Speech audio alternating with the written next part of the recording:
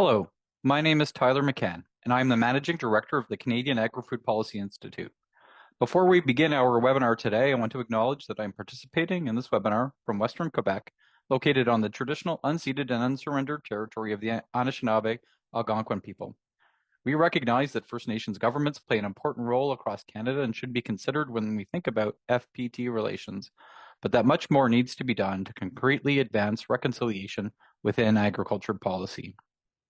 I'd also like to take a minute to remind you that French captions are available through the closed captions function on Zoom. Canadian agriculture and agri-food faces big challenges with the potential for very different solutions that lead to very different outcomes for the sector. Dialogue and debate are essential to getting better policy outcomes. Instead of shying away from thoughtful debate, we think we should embrace it. To advance CAPI's mission of advancing policy solutions, the Ag Policy Exchange provides an opportunity for debate and dialogue and hopefully provides you with new perspectives on critical issues. All of CAPI's work is made possible thanks to the support of partners who know that agriculture and agri-food can do more and that policy plays a critical role in unlocking the sector's potential. Today's webinar was funded by Agriculture and Agri-Food Canada under the Sustainable Canadian Agricultural Partnerships Agri-Competitiveness Program. We are also pleased that this webinar is part of a new partnership with RealAgriculture, focused on expanding conversations and analysis around agriculture policy in Canada. This partnership enables us to engage more stakeholders across the country on emerging and ongoing policy issues that affect Canadian producers, processors, and the broader agri-food system. Working together, we're excited to bring more of these conversations to people working on farms, in the industry, civil society, and governments across multiple platforms to contribute to a more competitive, sustainable, and resilient agri-food sector in Canada. For more information and upcoming content, please visit realagriculture.com or CAPI's website. On CAPI's website, you can also find out more about our Exchange Conference taking place in Ottawa on October 1st and 2nd, 2025. Our webinar today will start with a conversation between Sean Haney and Dory Gingera-Beauchemin, former Deputy Minister of Manitoba Agriculture and CAPI board member. Following this conversation, we will have a panel discussion moderated by me with our three impressive panelists, Dr. Grace Skogstad, Scott Ross, and Rory McAlpine. As always, we encourage audience participation by using the Q&A function. Before I hand it over to Sean, I want to hear from you. There's a poll up on the screen right now, and you can use it to check one of the boxes. But while you're doing that, I want to give you a little bit more context on the webinar today. The 5-year FPT agreement, originally called the Ag Policy Framework and called a variety of things since, is the foundation of ag programming in Canada.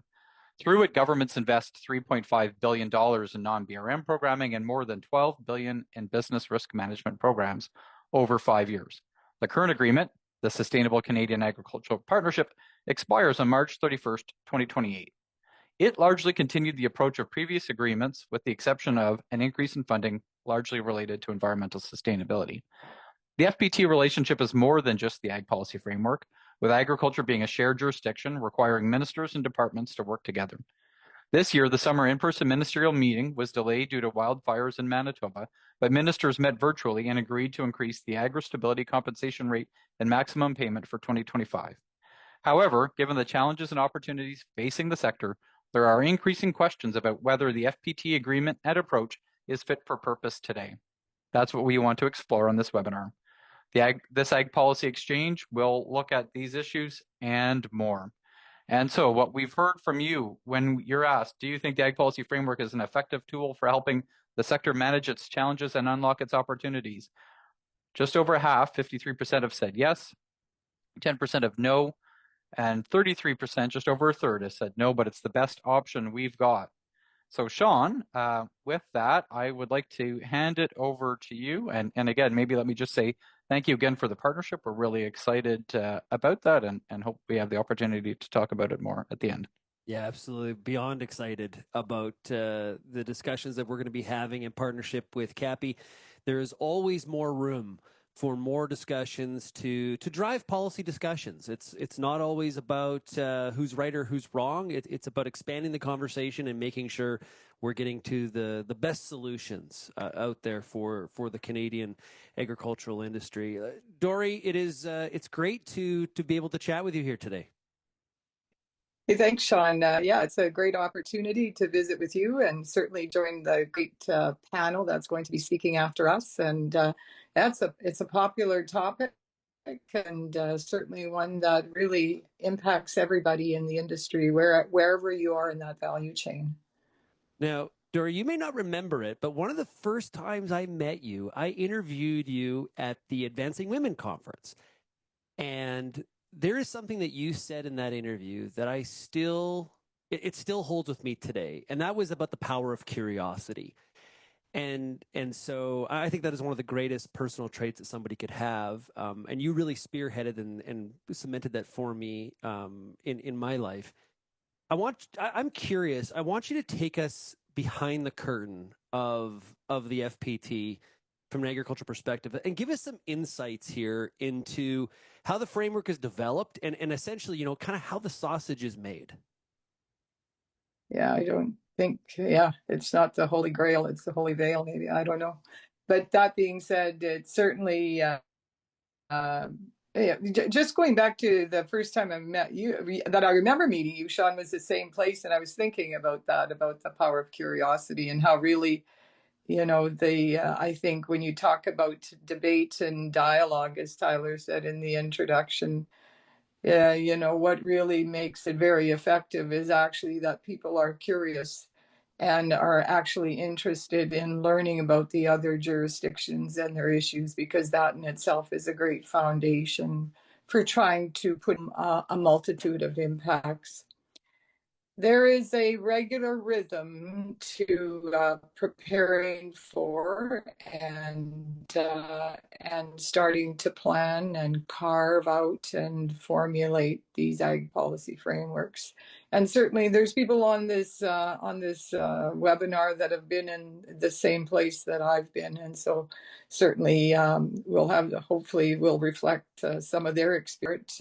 I think with goodwill, and I think there are many around those tables that understand they have a responsibility to the agriculture industry, but have a responsibility to Canadians. They realize that the taxpayers' dollars that are going to be able to fund these programs certainly come from Canadians, and are wanting to make sure they have a multitude of impacts.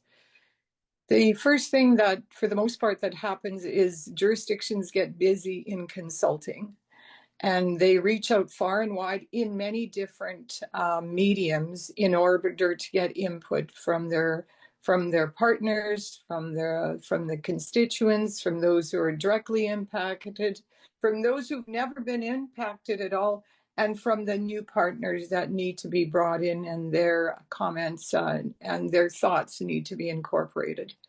There is a long period of consultation, a long period, and it really can take it can take you across the province. It can You can work with partners in order to be able to do those consultations, but they are many, and the information collected is a great. There's lots of data usually shared with those who are participating in it, and at the same time, there's a parallel process federally as well too. And so federally, you start taking what are really the priorities and the goals, and try and formulate really what some of the expectations are to be able to achieve in this framework. And then it starts to meld. It depends where everybody is in their political cycle. the, the different approaches to consultation all take shape whether you're in your whether the government in power is in its early days of its mandate. It's a lot bolder if they're getting closer to the writ and to an election.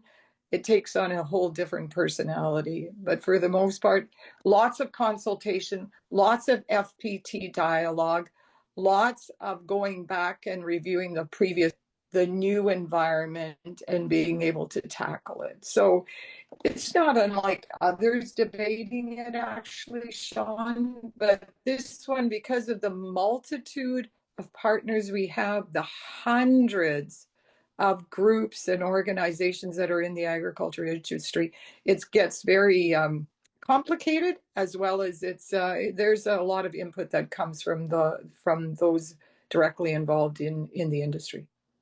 Well, one of the problems we need to solve is rural broadband. And we're having a little bit of a connection. I'm going to ask Elise to turn Dory's video off, so maybe some of the audio will come through a little bit clearly there. Dory, I guess, there's people that are saying, the current framework really works. There's people throwing some pretty heavy stones saying, we need to start over, especially when it comes to some of the BRM stuff. How satisfied do you think we should be with the current framework and the way it's structured? The framework itself is written, it's got a lot of flexibility in it. It's got a lot of flexibility in it. And so it really is not a broken featured in that framework. And so it really has been, allowed for changes over the decades. And so I think, and if there's, I don't know, a number of people said yes, that there still is an effective approach. And so I think the framework is there. It's how do you actually are able to deliver and be able to set a tone for rather than incorporate them into the framework only to be able to look forward. And I think that becomes the tough part. And the tough part is the separation or between the BRM and the non-BRM elements of a framework. And I think most folks really the large percentage of the time that you're working on an agreement is spent on BRM. Really, though, it's the non-BRM where we really get the exciting pieces about being able to make those changes and provide the participants in the value chain with that kind of support and incentives and opportunities to be able to make those those more pronounced changes that are required in the agriculture industry. So BRM overshadows really a lot of the conversation, the energy, the debate, and so certainly that's where those tough pieces are good. But when you try and do them all at the same time, there is one that gets shortchanged, and I think it's the non-BRM side. I really do. Yeah, and we're going to see some change in the next ag policy framework, and one of the changes I think probably most people expect is the shift from the underlying driver being, say, sustainability. Like, we went to SCAP. We believe so much in sustainability, we included in the name. We're going to move a little bit more to competitiveness, probably is a little bit more of the focus, which many in the industry, I think, support. As you have that change or that shift, what kind of challenges does that present as you're trying to put this framework together? Well, I guess one of the pieces of the current framework is the flexibility that's allowing for regionality issues. I think if that remains, then there is elements where it's going to be possible to make, to put the priority on the economy and sustainability certainly in there, but probably not to the same degree. If the regionality and the ability for provinces not to be able to really have a great hand in designing what happens in their own jurisdictions, if that changes, then it's going to be extremely difficult. Because if you look across the country, the difference is in where the different regions are at, and what we say for driving the economy in Manitoba versus even Ontario is different. And so if our programs are still allowed to have that regionality to it, then we've got a hope to be able to make that shift to the economy. However, but if it's a standardization and it's certainly heavy federally impacted and influence, it's going to be much more reducing the chance of positive outcomes. But I think we've kept that regionality. If we're able to maintain it, I think then there is really a good opportunity to help make that shift. So do you think there should be more federal, provincial, territorial collaboration within the framework? Or what are your thoughts there then? Would that enhance it? Well, yeah, I do think there's a lot of similar mandates, similar goals and expectations and outcomes that are really important. It does, though, when we talk about being driven from the grassroots up, it really is an important piece to maintain. And I know that even when it comes to, one of the biggest elements under our non-BRM that's been effective tool, under our BRM has been an effective tool is our crop insurance. To be able to allow our crop insurances to be able to offer programming that fits the region again is important. I get that. I think, and it depends on the relationship as well. Every jurisdiction's relationship with the federal government also comes into play. That's an important piece. You can figure out a lot of things if you've got a good relationship. If it's a very tenuous one, and that starts to change the problem solving opportunities and makes it more difficult for either the provincial or the federal government to be able to achieve what they want. So I think, although it sounds a bit,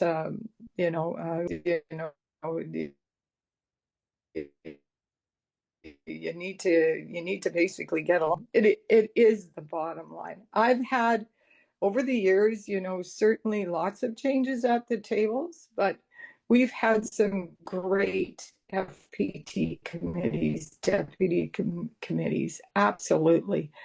Are there differences? Absolutely. But the goal is the same. We know who our client is. We know where our governments sit, and we come with respect for those differences and agreement on what we want to achieve and how we want to do it. It is probably the best, but those don't come easy, and they come with compromise, and it's not always easy to go home with compromise, and sometimes that's a hit, and it can be a hit politically as well too. So all of those factors got to come into play, but Yeah, well, I think we can still achieve it. and you mentioned the word compromise, and compromise. You need compromise to form a deal. As long as when you go back to your province or the feds go back to Ottawa, that compromise is not viewed as weakness and caving. And of course, the politics of the day can definitely have an impact there. Um, a lot of times this comes down to money and who's going to pay. I'm curious, when the provinces go back home, they have to get in front of Treasury and make requests, and sometimes that can be its own form of negotiation. So how do provinces manage some of the pressures they receive from finance departments back at their province versus the pressures they're facing from the federal agriculture from the agricultural department? Yeah, that's a I don't know if it's a little bit of science and a little bit of magic, absolutely, but it's not an easy one. I think the most difficult thing that at least I experienced that our finance department faced when we were going in with with our asks for our agreements was their need, and no surprise to anybody on this call, the need for being able to predict what the costs are on a demand-driven program. But that has been a very difficult thing to do, and I think the provinces over and over has asked for more predictability, not unlike the producers, especially with BRM, not unlike the producers who are looking for predictability so that it's part and parcel of them being able to sustain and expand their operations. That was the most frustrating. If you come in with a target and then then you're going back to ask for many more additions of cash. That's where I found that it's really difficult. The finance department becomes very frustrated, I think, and the more we're able to give them, numbers that are actually, at the end of the year and the end of the agreement are closer, then departments are a lot happier with that, happier, satisfied with that. But it's really difficult when a deputy and a mister have to keep going back and asking for more cash because the targets and the predictions were way off, and we've all lived through that. Yeah, and on that cost note, we're in a period here where there's pressure on a lot of departments to, whether that's provincially or federally, to look at costs, and it's not just a blank checkbook. And this agreement, this Canadian Ag Policy Framework, there's some big dollars here, and you have to be able to justify it to the taxpayer. Do you think the Canadian taxpayer is getting a good return on their investment here in this framework? Well, that's a good question. I would suggest that as the environment is changing right now, and there seems to be a greater I'm going to say understanding or appreciation for food security and food sustainability. I am hopeful that the average Canadian is satisfied with the producers and the food system in Canada being able to do their best.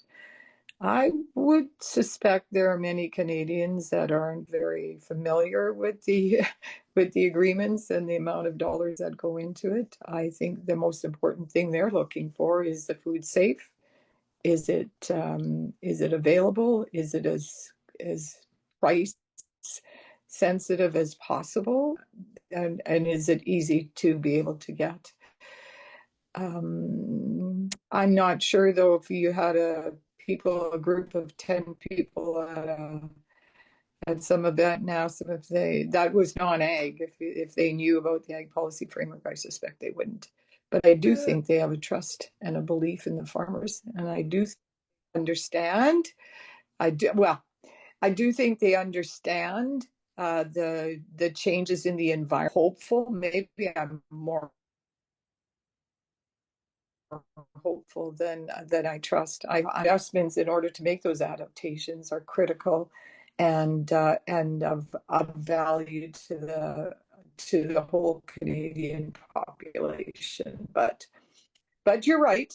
There's lots, in particular the commodity groups and ag organizations struggle with this all the time in not seeing enough of Canadians understanding about the ag industry. So I suspect they would probably say to me, yeah, you're dreaming in Technicolor. There's young people coming up in our society that are much more aware and sensitive to it, perhaps. And again, the hope in youth is an important piece that we also try and be able to work into the ag policy framework that we're preparing for the future. Yeah, I'm pretty sure if you went to most dinner parties with people that are outside the industry of agriculture, you are totally correct. They would never even heard of the Canadian Ag Policy Framework. Never mind some of the details. I think you've pretty much nailed that. I think that is totally correct. You mentioned earlier that there are different priorities for the federal government, for the provinces, but at the end of the day, everybody's chasing or you're trying to achieve the same thing.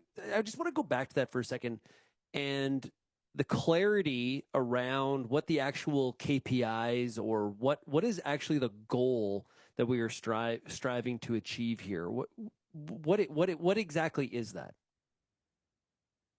Well, there's certainly part of the development of the framework, spends time designing and determining what the 5 or top 6 priorities are, whether it's protection of water, whether it's ag, workforce, whether it's food security, whether it's the economic drive, the economic impact. So then under those sort of the larger scale goals of the agreement, then each one of those have a pillar that then has sub goals in it and sub targets in it, that there's for the most part an agreement on being jurisdictions. That's how we measure.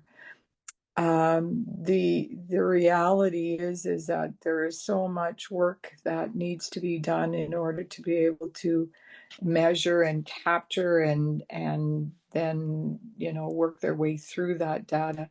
Is task to do that. However, for reporting and for measurement and reporting on what the taxpayers' dollars are actually being spent on and what we're achieving from it.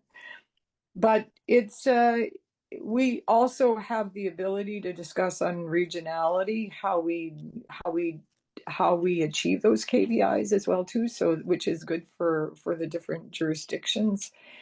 They're not always the easiest to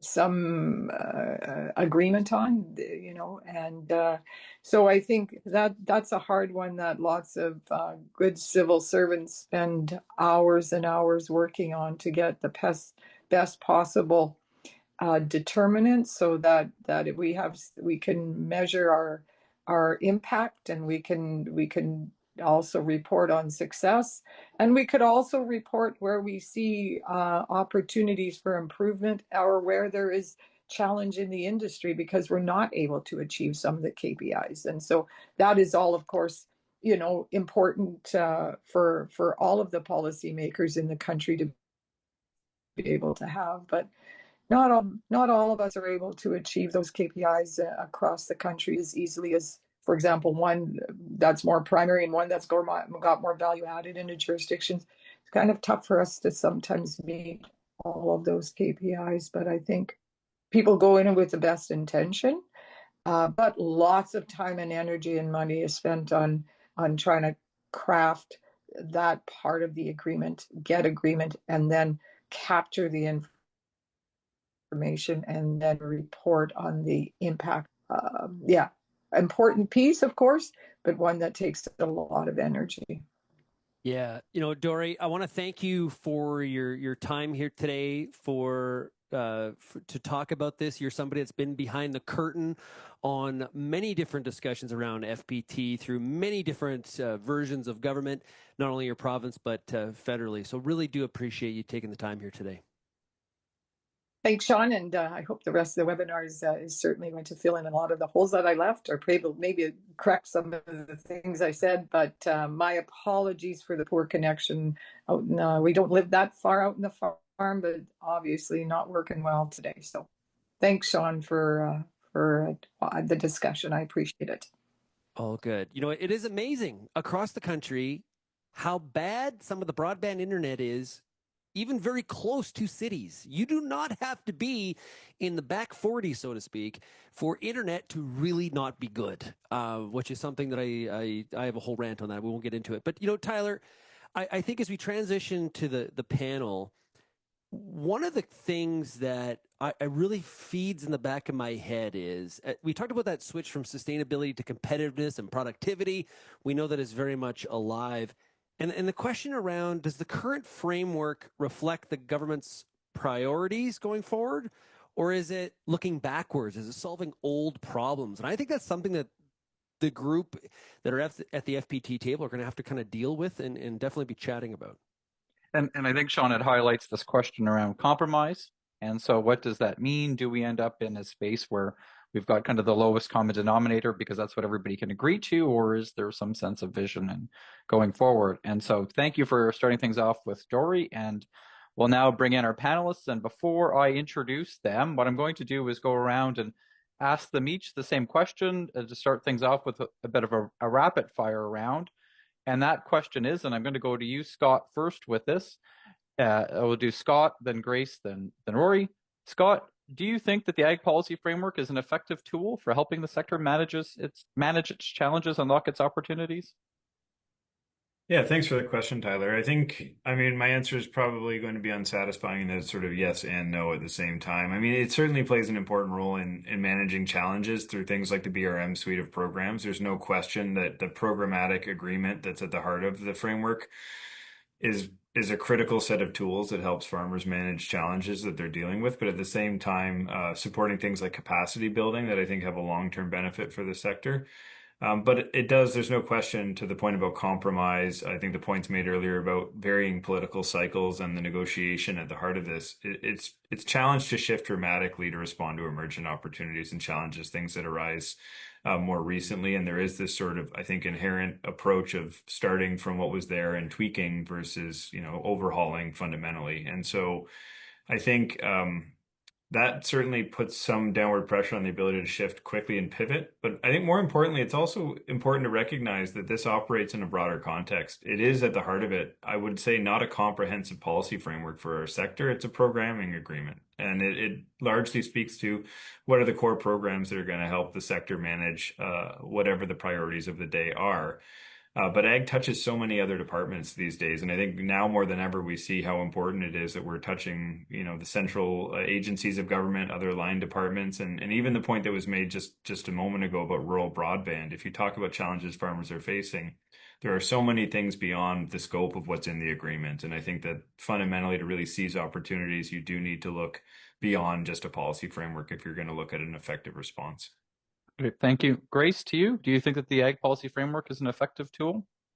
Yes, I think it helps manage some of the challenges, facing the sector. And I think, in the absence of the APF, there would be a much higher probability that we would get uncoordinated, federal, provincial, territorial programming in these areas of concurrent jurisdiction. So to me, it's always really useful to go back and remember the origin of the APFs and the business risk management programs in particular. And that was, to produce some kind of measure of equality of treatment across farmers in terms of the treatment of farmers across the country, because left to provinces and territories, it might just have been, we might have had quite a lot of gaps, and we could also have had overlap in federal provincial programs. So I think it's provided a stable framework over the past 20 plus years to help farmers manage risks to their incomes and the viability of their farms. But what I do think as well is that, I agree entirely with Scott that it's programming. There's a whole lot of other things that governments can do independently outside of the APF. Agriculture policy frameworks. But that said, they've been able to use this framework to cooperate on some mutually agreed objectives, and then crucially to find a funding formula for them. Good. Thank you, Grace. And Rory, to you, do you think it's an effective tool? Thanks, Tyler. Well, my colleagues have stolen some of my thunder for sure. It's better than the alternative, and we need to remind ourselves of history prior to 2003 in terms of the context and the international trade context that made it necessary to shed all the ad hoc programming, come up with an approach to spending that fit our WTO obligations, the green box criteria, and so on, and the fiscal realities. But to the point, yes, it's a program framework. It's not a policy framework. It's certainly not a strategic policy framework.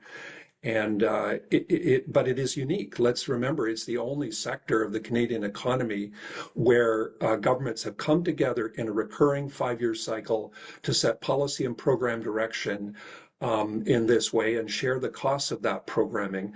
We have agreements in everything from health to housing to childcare and so on, but there's no economic sector in Canada that works quite on this basis. So despite all its deficiencies, it's rather unique, and we need to preserve it, and we need to make it even better. Great. And making it better is going to be, I think, the theme of the panel discussion, hopefully. So we're going to dive deeper now with some one-on-one discussion. Scott, I'm going to go back to you and start. For those of you who don't know Scott, Scott is the executive director of the Canadian Federation of Agriculture. He's held that position since 2022. Over his time at CFA, Scott's spent a lot of time thinking about BRM and these other FedProv issues, and we're thankful to have you with us today. Scott, Dory mentioned at the beginning about this dynamic around consultations and engagement. And I think that's kind of an interesting frame of reference. I was wondering if you could start, what's your experience around the role that stakeholders play in the development of these agreements? And there have been some questions about the differences with provincial groups. So if you could touch on that as well, that would be helpful. Yeah, sure. Thanks, Tyler. I mean, every time we go through the cycle, as we're kind of getting into the nitty-gritty of right now, we do a lot of outreach with members to, engage, develop our understanding of our own internal priorities and the like. But at the same time, we keep a tab on what's happening in terms of stakeholder engagement around the framework as well. And I would say the point Dory made earlier is certainly true. Like, there's a very different approach taken province to province, and a lot of it I think does weigh, like the political cycle weighs very heavily on that, as well as, I mean, capacity of respective governments, the breadth of their industries, and the diversity there. So it is very much a mixed bag, I would say, in terms of stakeholder engagement from at the provincial level. I mean, primarily our interface is at the federal side of things, and what I would say is, if you look back at the agreement starting in 2003, and the trend over in the written side of it, if anything else, is at the forefront of the 2003 agreement was a tripartite partnership with farmers really put on, let's not say level terms, but as one of three stakeholder groups that are at the heart of the agreement. And with each subsequent 5-year agreement, if you read through them, what you notice is the references to farmers as partners in the agreement itself has declined over time, or industry in general. And I think we've seen that reflected to some extent too in the stakeholder engagement that follows. So I think the pandemic certainly didn't help that reality. I mean, it challenged a lot of any sort of attempt at in-person consultation, but what historically we saw more of, and I think we need to kind of move back to really ensure there's quality and accountable consultation at the federal level, if nothing else, is an iterative process that really follows along the negotiations that are happening in real time, because that is at the heart of it. What the primary interface is now is the FedProv territorial negotiating process with, I would say, a fairly open sense of, if you have things to add, come to us and we're happy to hear it, and we'll certainly take that in. And there is ongoing dialogue happening. We all, as industry associations, work quite closely with the Agriculture and Agri-Food Department here in Ottawa.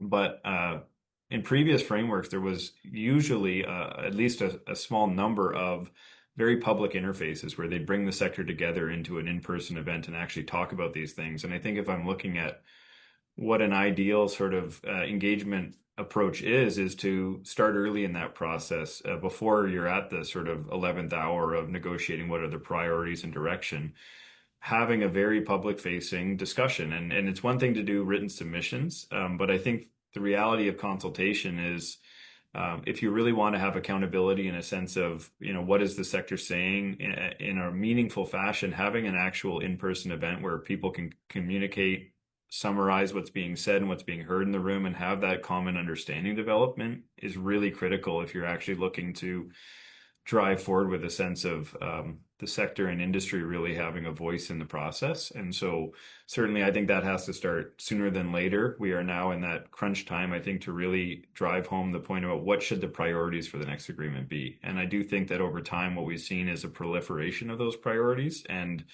I think given the moment we're in right now and the focus we see on competitiveness and on the economy, I mean, I'm hearing it frequently, but there's a real acute sense that we need to narrow our priorities and start driving some focus. And I think that can only happen if you bring people together sooner than later, have that conversation. As much as I don't wait with bated breath for what we heard reports usually, I think there's validity in documenting what is said in those places and having a trail that really speaks to what the sector is communicating and where there's agreement. We are, unfortunately, I think, far too fragmented often as an industry, and what that invites is lots of different messages going in, and you lose the central through line potentially there. And so, what I think really effective engagement needs to look like is starting early, having in-person dialogue complemented with more substantive technical discussions and briefs and the like submissions, but building and having an iterative process where you're connecting, reconnecting, and continuing that conversation versus waiting till things are largely pre-baked or you're the 11th hour and simply commenting on sort of what's there in front of you at the time. And so I think if there's been a trend, it's been more and more of a focus at the FBT side, and I think industry on the outside looking in to a certain extent. Not that there is not opportunities to provide input, but it's that common voice and common understanding and accountability, I think, that we've seen to some extent decline, at least federally, in these discussions. And I think, Scott, that comment about timing right and starting early is part of the reason why we're having this webinar now. March 31st, 2028 can seem like a far time away, but if you want to try and steer that big FedProv ship, you have to start early. I just want to follow up quickly on the comment about kind of what we heard reports and waiting with bated breath. I think that there's a difference between governments hearing from stakeholders and governments actually listening to stakeholders. What's your sense, or what would your expectation be to really kind of separate the difference between the quantity of consultations and the quality of consultations? How do we look at that differently if we wanted to get more meaningful engagement in advance of the next framework? Well, I think that's why I put the onus on in-person engagement as a really critical element of it, because at the end of the day, a report by necessity needs to capture what's brought in, but it's very hard often to really, if it's a very qualitative consultation, which usually the policy framework kind of has to be at the end of the day, because it covers so much ground, it's very hard to see kind of where focus lies relative to where the breadth of position. So I think what we heard reports are great at capturing the breadth of input. But if you don't complement it with that sort of in-person, hands-on engagement where you can actually have sector voices hearing each other and building on each other's comments, you don't get that same sense of where focus lies. And I think if you saw, recently we were part of a broad coalition that put a Let's Grow Together letter into government articulating a very synthesized set of core priorities. It is incumbent upon the sector as well doing the work to come together and make sure that we are communicating to the extent we can with one voice and making that point as clear as possible. So the onus doesn't certainly just fall on government. There's a function for industry to industry dialogue here as well, but to really have that kind of meaningful engagement where you can follow what's coming and where focus lies, I do think you need to have that sort of two-pronged approach of written engagement, but also the time spent in a room is really hard to replicate through any other kind of format. Great. Thank you, Scott. And certainly I think that proliferation of priorities is in part driven by all of the different engagement and all of the different things that government hear from others. So I'd like to bring in our second panelist now, Dr. Grace Skogstad. We're pleased to have Grace serving as a distinguished fellow at CAPI. I think she's one of the few political scientists across this country that spends a lot of time thinking about agriculture issues and brings a unique perspective to it. She's got a PhD from the University of British Columbia. She started her academic time at the University of Alberta and has looked at these issues in Canada and around the world. Grace, you've written about the economic and political bargain that underlies collaborative federalism. We heard this talk about compromise earlier, but how do you see that work in practice, and how do you think it compares to this alternative of unilateral action? Okay, thanks, Tyler. So the political bargain, as I see it, it acknowledges the shared, not just the shared legal authority, but also the shared responsibility of the two orders of government in this policy sphere. And the economic bargain is that shared responsibility entails shared cost funding as well for the BMR programs and the strategic initiatives. And so what that political bargain then is that no single government, no single order of government or single government has the sole burden or responsibility to fund these programs. The political bargain, is there in both the multilateral agriculture policy framework and as well as in the bilateral. So the multilateral APF, as you know, it requires the consent of the government of Canada and 6 provinces that account for half of Canada's net eligible sales. So that bargain arguably works better for provinces with large agricultural sectors. Ontario, Alberta, you might say, and that gives them some kind of ability to almost like not quite a veto point, but they could a veto power, but they could certainly walk away if they don't think the framework is performing as they think it should, and in particular if they think it's undermining their own programming autonomy. And as Dory mentioned this morning, the bilateral agreements between Ottawa and the individual provinces and provide the provinces and territories with budget and program flexibility with respect to those cost shared initiatives. And she stressed that was important. And it seems to me that that is really a key part of the bargain, that the provinces and territories get some really significant capacity to design and deliver these cost shared strategic priorities, and to determine, what suite of programs they're going to bring in to achieve those broad objectives of the APF strategic priorities that both orders of government have agreed to. So I would say yes, things would definitely, you asked the question, would things be worse for Canadian agriculture if we didn't have a 5-year policy frameworks? I would say yes, they would be worse for Canadian producers. On the whole, they would be worse for provinces, in particular those that we call, equalization receiving provinces, because they have fewer resources. If we didn't have these frameworks, and arguably, I think they would be worse, particularly for producers in smaller, poorer provinces than in the richer ones. Now, I am a little bit concerned, and I say this as somebody who's never sat in one of these rooms, putting together these agreements. I'm just wondering about the balance of the bargain between the goals of provincial and territorial flexibility on the one hand, and then the FPT coherence on national priorities on the other. And I'm thinking here of a review of the cost shared strategic initiatives that Agriculture Canada did in the 2018-2023 Canadian Agricultural Partnership. And, AFC is pretty high on these, at that time was pretty high on the strategic initiatives, and said that they were, an investment in the sector that no one government alone could provide. But it also said it was kind of difficult to measure their cumulative impacts on the agri-food sector because provincial and territorial programs emphasized different priority areas, didn't support all possible activities. And I think Dory mentioned that as well this morning. And the provincial territorial programs don't always focus on the same priorities as AFC. So I think, this could be corrected. But then the challenge here, of course, is that provinces do want considerable autonomy, flexibility. And the reasons are pretty good because, their agricultural economies differ. So they're an important mechanism of cooperation, I think. But I also think that there is room for improvement. So Grace, I'm curious, you touched about kind of national priorities. I think sometimes we confuse national priorities with federal priorities versus provincial priorities, and how that plays out.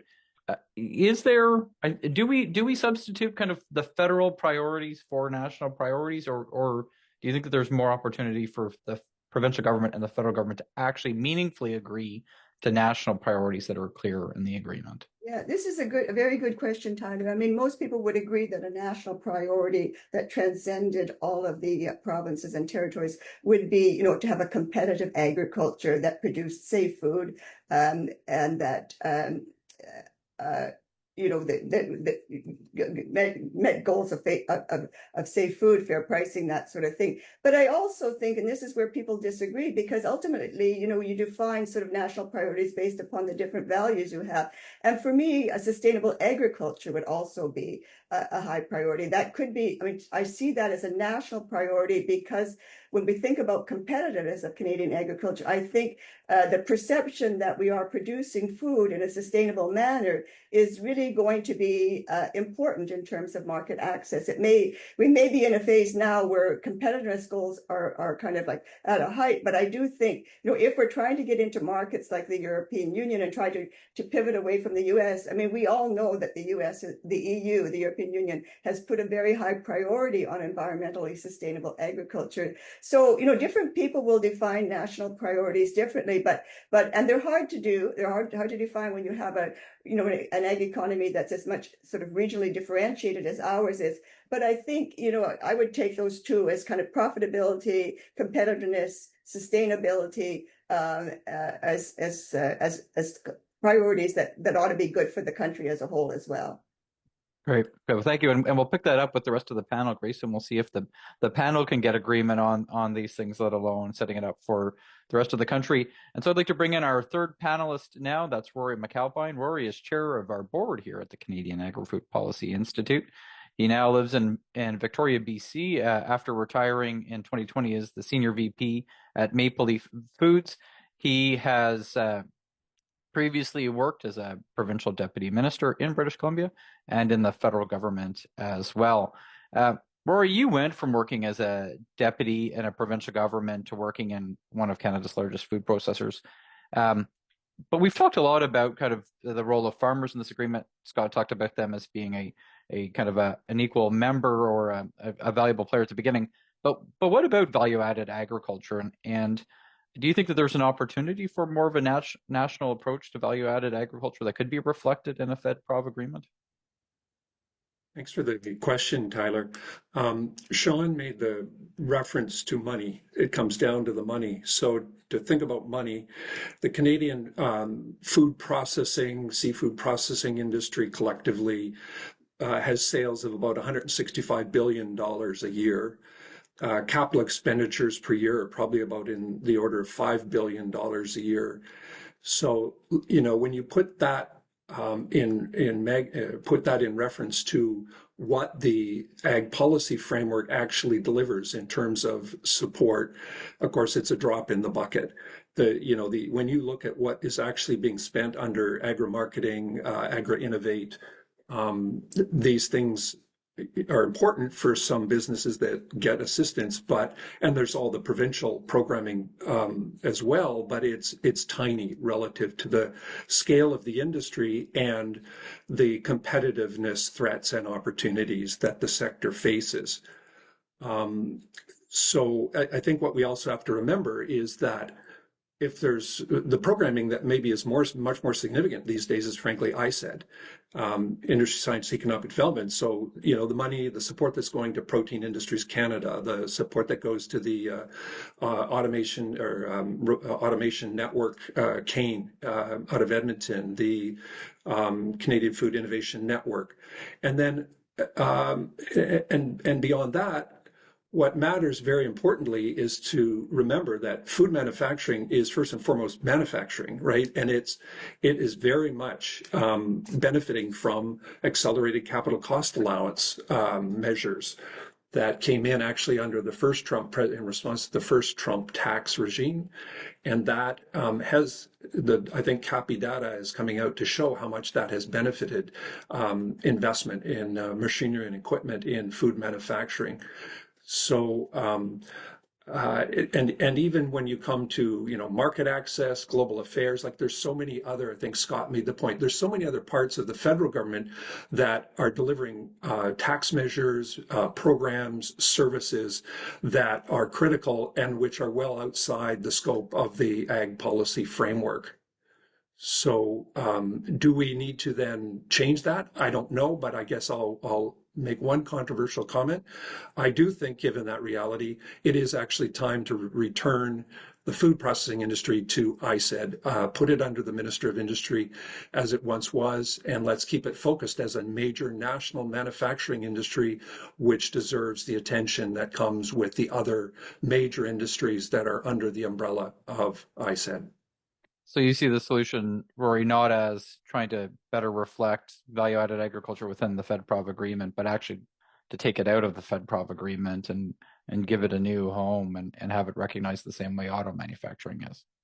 Yeah, but I will make the point. We are part of a value chain. There's no question about that. And having an effective ag policy framework and a business risk management program suite is critical to food processing. I mean, we only need to see what disruptions to primary agriculture in terms of climate, in terms of trade, how that profoundly affects raw material supply availability and predictability. I sit here in British Columbia. You look at the events in the Fraser Valley. You look at what's happening with wildfire and so on. Like, these things are very significant, and the security of the raw material supply is critical. The wine industry in BC here was devastated by the frost that hit the Okanagan a couple of years ago, and having measures to mitigate that risk is really, really important. So we need a good program framework there to support the raw material sector and things like disease. I mean, in fact, one of the driving impetuses, I've been around long enough, if you go back to 2003, what really drove the need, or one factor that drove the need to really respond in a collective national fashion, was the outbreak of BSE in May 2003, which of course had a devastating impact on our beef producers, but also the beef processing industry and our exports of billions of dollars worth of beef. And so it's all tied together. But in terms of accelerating adoption of innovation, automation, perhaps even our labor issues, I think we'd be better served on those issues by being under the ISED umbrella. And so we'll bring Scott and Grace back into this discussion, but Rory, on that kind of, you talked about that impetus in 2003, that national movement and responding to BSE. We are in this national moment again, and it seems like we've got the Prime Minister and premiers working more closely together in ways that they have not before. Do you think that we're seeing that same kind of dynamic playing out in the agriculture space? Are we getting this right kind of national moment and seizing it, doing something different in response to it? Yeah. Well, Scott referenced the letter that the 30 ag and food industry organizations have sent into the Prime Minister, and I think that's really encouraging to see. Of course, it's high level, but I think the point is being made there that we've got a unification of intent here. You've got in Bill C5, the One Canadian Economy Act, a clear message to everybody and a sense of the moment, like you say, Tyler, that we need to get our act together and get some serious stuff done. So I think that I feel ag and food is recognizing that. Of course, to me, the biggest issues that will solve a lot of our challenges do relate to infrastructure, right? We talked about rural broadband, but transport, rail infrastructure, port infrastructure, these things are really important. And gosh, there's certainly no shortage of regulatory measures that are tied in some cases to interprovincial trade barriers, but there's such a need to address a lot of that. And so I'm hopeful. Again, back to the 2003 context, we went through a serious farm income crisis in the late 90s. You had the whole disruption or the whole change that came with trade agreements, right? In the late 90s, and it was that international context that did compel Canada to think differently about how it supported ag and food. And we're kind of in another scenario, albeit not one that's based on, unfortunately, new and better trade agreements, but rather the loss of that discipline and the need to get our act together and build out our own resilience. So I think the moment is here, and let's hope our ministerial leaders and industry together can really seize on it. But Grace, Rory talks about how things were kind of in the lead up to 2003. As much as we think things are bad now, as much as we're concerned about volatility and risk, and I suppose this is all in the giant context of things may be different after the 1st of August. We don't fully know what's in front of us, but today things aren't as bad as they were. If you want to compel action, how much of action happens when there's an actual crisis, and is there a way, absent a crisis, do you think, to see some of the changes that Rory talked about?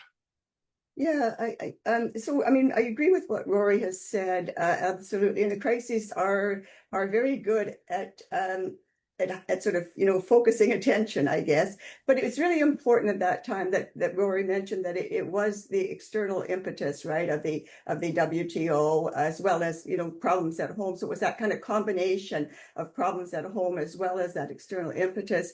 Whether this is going to happen with agriculture, I'm not sure, because, as compared to aluminum, steel, softwood lumber, agriculture doesn't seem to be as directly impacted by what's happening. Of course, that could change. So I'm pessimistic that we're really in this moment for agriculture. But what I do think happens is the crisis, as I said a little bit earlier, is that, power flows to the top. And so we can have some, as we're seeing with these infrastructure projects, these big plans, that is actually coming from the PMO and the his meetings with the premiers. So I think what I also would say, and this is a little bit of a caveat to what Rory has said, is that is that when we think about when, the 2003, the first APF, there was a lot of experimentation, wasn't there, leading up to it. There was a lot of effort that was spent trying to find programs that would deal with the income crisis in the farm community. So it was that whole period of, I mean, I can't remember all the names of those programs now, but you remember we went through a whole pile of them. And so in some ways, it was a process of experimentation, of step-by-step kind of development until we got to the 2003. So change doesn't always happen immediately, but what can happen is that you can get it initiated at least and get some whole sort of strategic reorientation of your goals and your programmatic thinking during periods of crisis, I think. So Scott, I want to pick up on Grace's comment about experimentation and talk about BRM for a minute. I don't want our conversation to be dominated by that, but several of the questions that have come in from the audience, again, encourage people to use the Q&A function, talk about, should we be separating BRM out of it? Should we be looking at BRM programs better suited to the beef cattle industry? Should we be looking at the extension of production insurance across the rest of the value chain? Should we be looking at experimenting with turning agri-stability into a production insurance program? So we've got kind of all of these comments and questions about BRM innovation. How would you characterize, Scott, innovation in BRM or the evolution of BRM throughout the life of the framework? And how do we try and find that right balance of needing to look at doing things differently versus getting consumed just by talking about business risk management programs?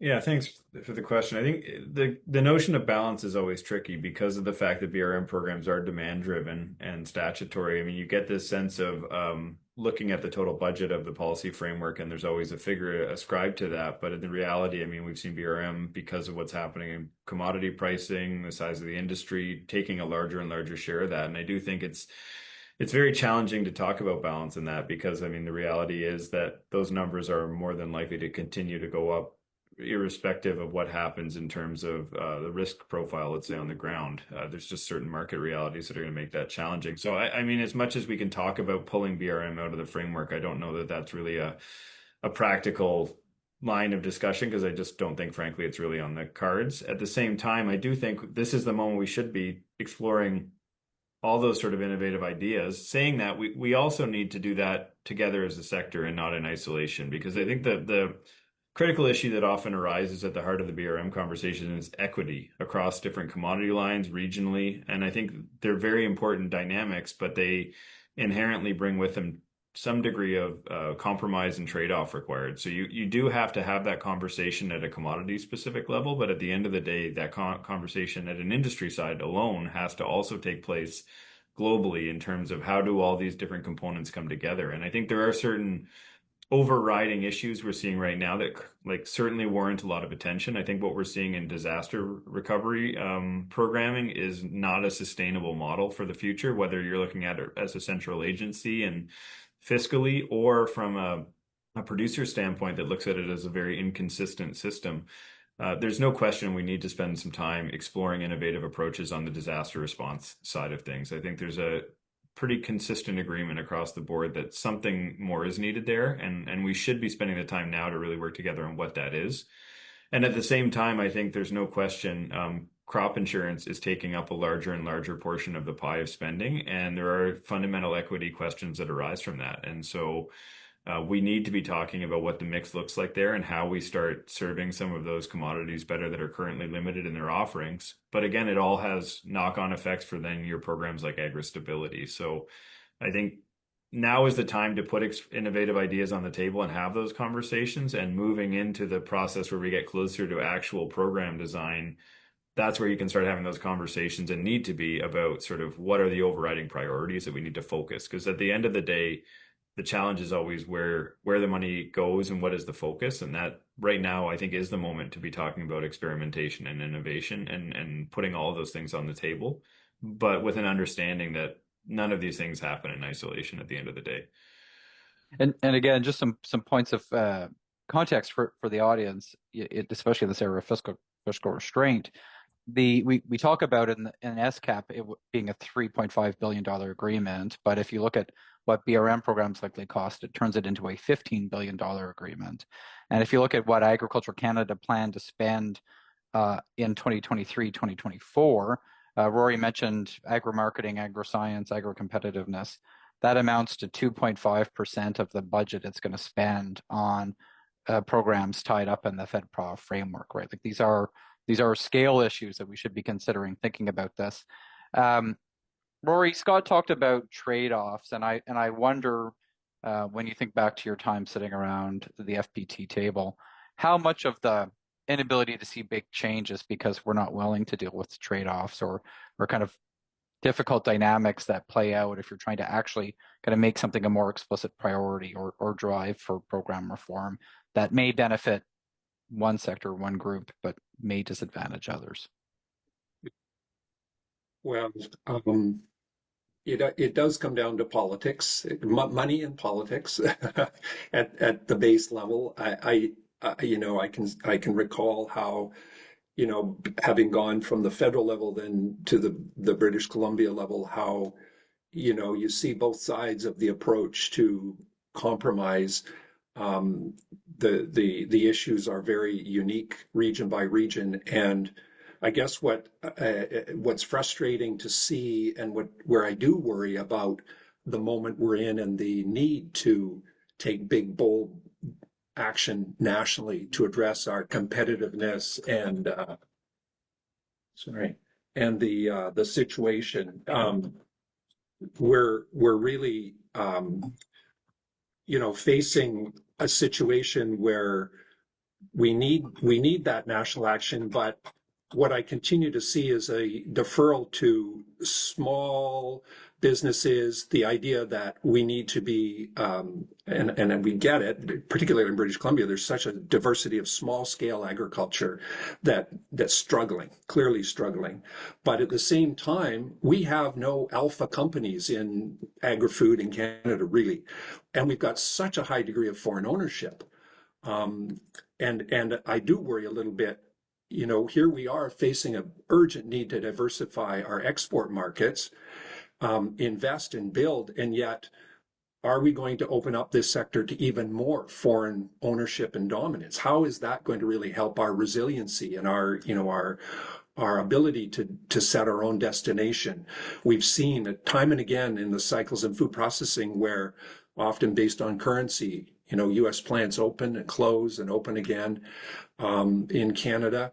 So that's the tension I see, between what is very real and necessary to address in terms of viability of communities in agriculture and food in regions of Canada, with this moment to get very serious and recalling we're essentially now in a world that now has to manage for global food scarcity, not global food surplus. And we sit here as Canada on the verge of this huge opportunity and necessity to diversify away from the U.S. And I'm concerned that we just will not have the mechanism to achieve that kind of bold outcome in ag and food that we clearly need.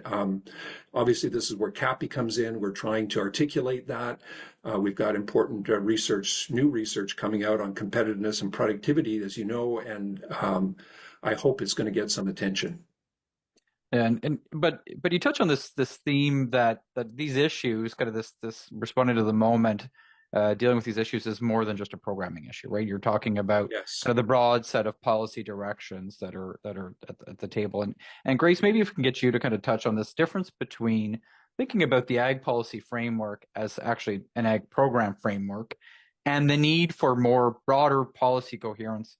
Again, as was mentioned, not just amongst ag departments across the country, but across governments across the country, given how many are there. Is that a bridge too far to think that we will have meaningful policy coherence on these issues? Well, it's something that we should aim for. And that means that you have to put together, interdepartmental bodies, right?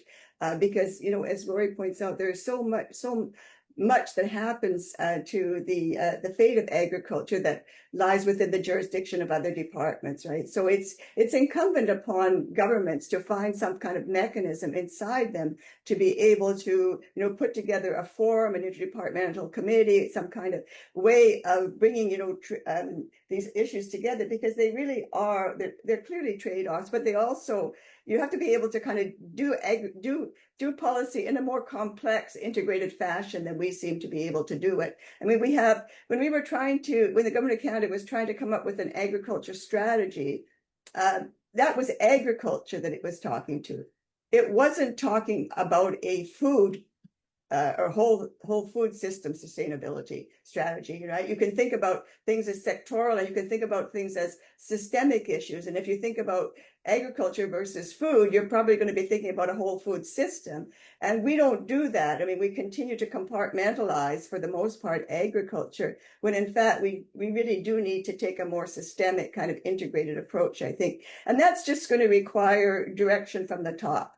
It's going to require somebody, a prime minister, a PMO, a premier, to say, okay, we really have to think much more systemically than we're going to be. In terms of vision, I think I agree that theories of Mazzucato, who's written a lot about industrial policy, argues that basically you need a vision. If you want big scale change, it can't be just sort of incrementalism. It needs to be a whole new vision with new goals get articulated. And that, again, it seems to me, has to come from the heads of government. I mean, if ag ministers can come up with it, meeting as they do and having the good relations as they do, I mean, one should not minimize how important that relationship is. And I was really pleased the way Dory laid it out and talked about the trust relationship and the overall, extent to which there is this effort to try to understand the other government's point of view. That's a really solid basis, but it does seem that we are kind of stuck here with kind of going along to get along, when in fact probably what we need is somebody to inject an impetus for bigger change into this. And so on that, and so Scott, I'll come to you with a question at the end of this, but I want to take a minute to read what FPT governments agreed to in 2021, which was this vision to 2028. And that is that Canada is recognized as a world leader in sustainable agriculture and agri-food production, and drives forward to 2028 from a solid foundation of regional strength and diversity, as well as the strong leadership of the provinces and territories, in order to rise to the climate change challenge, to expand new markets and trade, while meeting the expectations of consumers, and to feed Canadians and a growing population. There are then priorities that are outlined that include tackling climate change and environmental protection, science, research, and innovation, domestic and global marketplace, sector capacity and growth, and resiliency. And there are 5 priorities and 26 focus areas for the next agreement. Scott, if we say we need a vision for big, bold change, is that it? Is that what we're thinking about, or do you think that we need something different? Well, I think there's at the heart of it, I mean, when you look at 26 different focus areas, that, to my mind, that is fundamentally looking at to Rory's earlier point about the dollars involved here. That is spreading things very thin if you're going to meaningfully engage on those. So I mean, at the front end of it, I would just suggest that there's no meaningful way the policy framework can really respond to 26 different focal areas, and we need to look increasingly at really refining that down. And I would look at, I mean, a few of the salient points that have been mentioned time and again here. I think competitiveness, resilience, and I think strategic direction on innovation are the 3, I mean, absolutely critical areas. And there's a lot underneath each of those that we can certainly weigh into. And I think there's a conversation to be had about the relative weighting of those at the end of the day. But from my perspective, each one of those areas captures a lot of terrain. But to me, it's not so much the high level priorities, it's those focal areas underneath it. I think we're spreading far too thin here. And I think we need to really look at, like, what are the levers of change that a policy framework can act upon, and what are areas that other instruments in government should be striving towards. And I think things like mental health is a critical issue, and then there's no way, and CFA has invested heavily in that space to develop results. I'm not sure the policy framework is inherently the framework that has to deliver in that area. Rural broadband is another one where connectivity issues loom large, but there's no question the framework is not appropriate for that. And I think right now, I think the exercise everyone needs to collectively go through, and I think the Let's Grow letter that was referenced earlier is a good starting point for that, is can we come together as an industry and provide very clear direction on where are the focal points? I mean, I do think the point Grace made earlier about regionality is critical. You cannot sacrifice regional variation and the ability to respond to regional dynamics in all of this. And I don't think that has to be lost through the priority setting exercise. But I do think at the end of the day that we have spread the focal scope of the framework so broadly that in many respects, like reading through the statements, it feels more like semantics than substance in some of those areas because there's just no meaningful way to deliver on so many different areas at the same time. And Scott, Sean alluded earlier to kind of getting a look at how the sausage is made. I want to ask you how the Let's Grow Canada sausage was made, and just I'm curious because it talks about 4 kind of high level priorities, but they're very high level. Is there agreement around kind of the substance underneath those 4 high level priorities, or how much work is needed to do for the sector to be able to go to governments and say, actually, this is our expectation for how you operationalize this? It's a challenging question. I think at the end of the day, I think there is an understanding across the sector of what the substance beneath each of those priorities are, but there is inherently going to be differences in terms of the infrastructure needs of one sector versus another. And so, I mean, I'm not going to be naive to suggest that everyone is going to come together and agree to forego their own priorities on infrastructure and let others get what they're looking for there. However, saying that, I do think that we are very aware, just on the surface of it, of some of the critical infrastructure that's needed that benefits wide swaths of the industry. And there's not a lot of disagreement, I don't think, in some of those areas. Port capacity is huge. Some of the bottlenecks that exist in Western Rail certainly raises a lot of concerns. And I think in a sense of under-leveraged port assets as well in places like Prince Rupert that we need to be looking at from a resilience lens. When I look at some of the other areas of a regulatory modernization as well, I think there's actually quite a bit of substantive work that's already gone on in that space, and the sector is coming together to really deliver focus on what that means. But in the context of the policy framework, I think the challenge is, and it's come up before, is BRM programs in particular operate in a global context of WTO constraints and other things, and there are limitations on what's possible, and at the same time, a sense that there are only so many dollars there at the end of the day. And I think it is that trade-off discussion that gets particularly prickly and challenging when you're looking at a unified message. But at the end of the day, I think right now where we stand is we are in a very unique moment of focus, and I see it reflected on the industry side as well. And I do think there's more work to be done to provide precision behind those elements.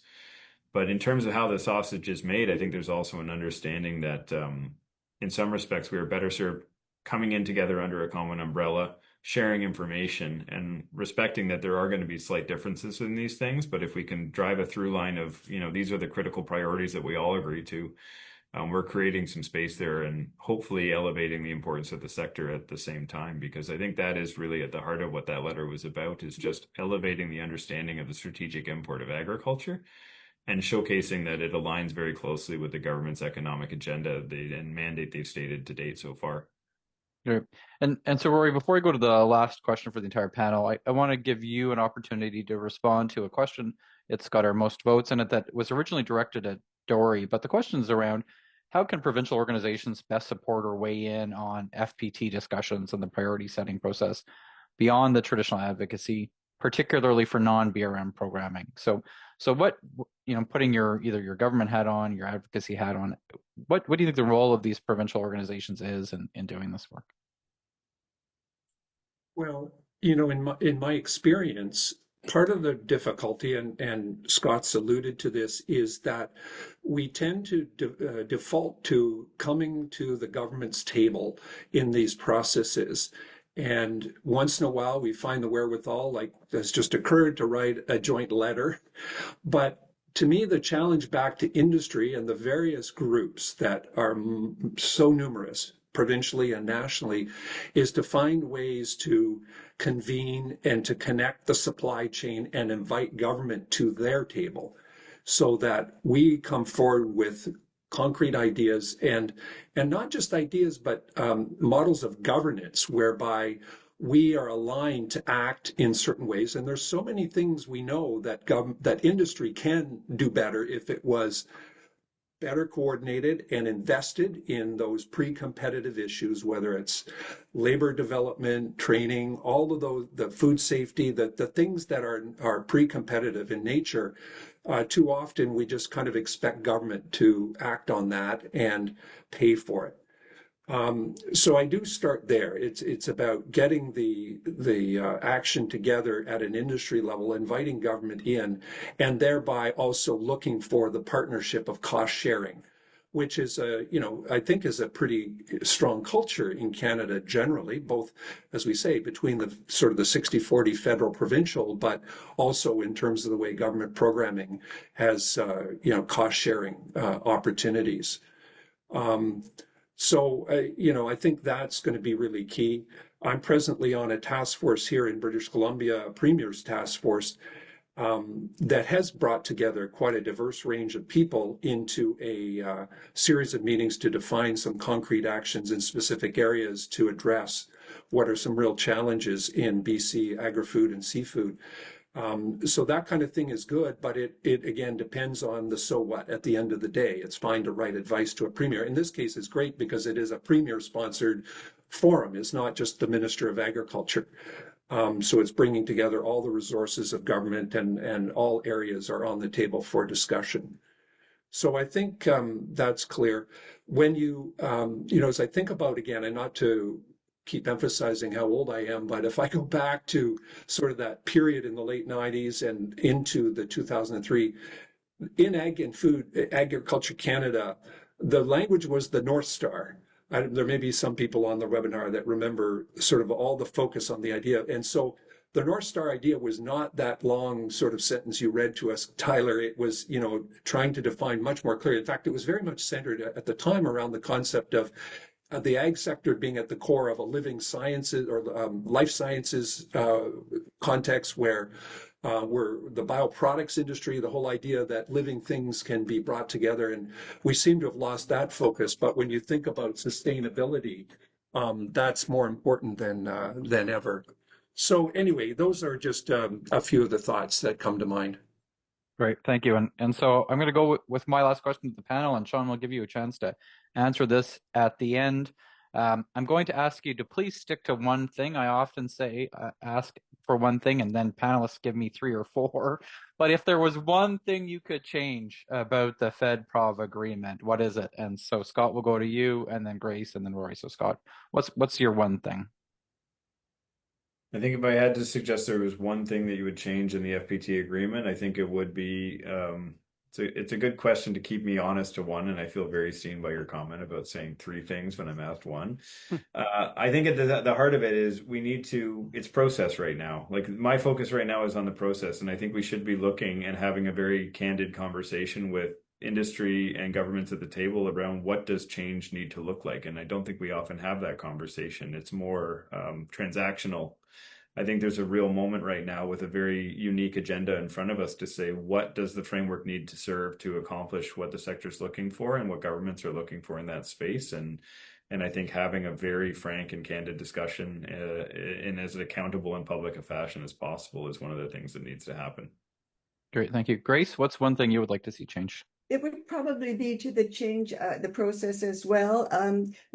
Dory said that they have a very broad consultative process, but it's not clear to me that it really is inclusive of all the people who are interested in agriculture and food. It seems to be very much focused on the food producers themselves, maybe some of the industry people. But I really do think it's time to widen the whole debate around agriculture in Canada and bring in, there's a lot of expertise in NGOs. There's a lot of expertise in various institutes across the country. I would like to see, a lot more voices being brought into the discussion around FPT agreements. Thank you, Grace. And Rory, what's one thing you'd like to see changed? Glad you asked, Tyler. It is to put a regulatory modernization pillar into the framework with the idea that we need political leadership and accountability for the state of our regulatory systems. We cannot continue to simply, ask the regulators to go off and give us some ideas and come back. Regulators, by their nature, like to regulate. And I think just as we expect our ministers to be accountable for how our tax dollars are spent, we need politicians to put into the framework a set of goals and keep our regulators accountable to those goals as they come, and bring in those regulators continually to demonstrate progress. Great. And Sean, what's something that you'd like to see changed? Well, I think then this applies to a lot of different areas of industry right now. But be committed to being bold, not settling for incrementalism because it's simpler, it's easier, it just gets us through it. I think on a number of different fronts right now, being bold and being action oriented should be really in the back of our minds on many different files, including this one. Great, thank you. So I'd like to thank Rory, Grace, and Scott for joining us on the panel today. Sean and I will wrap up, but thank you very much to the panelists. I think that was a great discussion. And Sean, I'm going to ask myself the question around what's one thing I would like to change, and I'd like to see focus. Again, I'm glad I had the opportunity to read out that vision to 2028 because, Rory talked about a North Star, and it's hard for me to see that being a very clear North Star around where we're going. And so I think that fits with a bit of everything that people have talked about. We need a better process to make sure we're all on the same page as to what that vision is. To your point, it needs to be ambitious and it needs to be bold, but I think it needs to be much clearer than what we're working with today. Yeah, that's why, my conversation with Dory, trying to get my head wrapped around, like, what is the outcome? I think a lot of times we talk about the process, the FPT meetings and what that all looks like, but just trying to have that clear picture of like what are the KPIs or the outcomes that we want to be a result of a really good framework for this industry. And I think even inside our agricultural tent, if you were to, the Scott Rosses of the world would have a quick answer to it, but there's a lot of stakeholders in this industry. If you said, what outcome do you want the agricultural framework to produce, you may get I think it's not necessarily top of mind. We have lots of complaints and we have lots of maybe little suggestions and some unsolicited advice from many people, but I'm not sure a lot of people have a clear picture of what that consensus is on the outcome that we're looking for. Besides, we want a vibrant industry. Okay, what exactly does that mean? And I don't think that people understand the role that the Fed-Prov agreement plays in delivering in achieving that outcome, right? And I think that there's this often can be a tension, or people maybe confuse what the federal government does versus what the provinces do. But at the end of the day, they're in this together. It's a shared jurisdiction. And so I think we all need to do a better job recognizing the importance of that Fed-Prov relationship. And if we want to get to those ambitious outcomes, encouraging ministers to work together more aggressively for that. Sean, I want to thank RealAgriculture for the partnership that we're into. Again, this is part of an ongoing webinar series that we're doing, but really excited about being able to do more together. Yeah, we are too. Like I said at the beginning, there's a lot of room here to really drive the conversation and not provide necessarily all the answers, but to really drive the discussion and make sure that we're getting as many different stakeholders to participate as possible. We're going to be doing that, like, for example, for today, like you said, a webinar series. We're going to be doing more with the Ag Policy Connection podcast. We've got opinion columns coming out of Cappy, as well as, of course, the policy briefs, which Cappy is very well known for, those deeper dives into some of these topics and producing them through and facilitating them through realagriculture.com. We are more than excited. And of course, Tyler, you regularly appear on our Real Ag Issues panel on Friday on the Real Ag Radio Show on Rural Radio 147 Sirius XM. So we are very much looking forward to this as well. Great, thank you. And so encourage everyone to continue to follow Cappy and realagriculture.com for the latest and greatest content. And we look forward to seeing you on the next Cappy webinar. Thank you very much for participating and have a great day.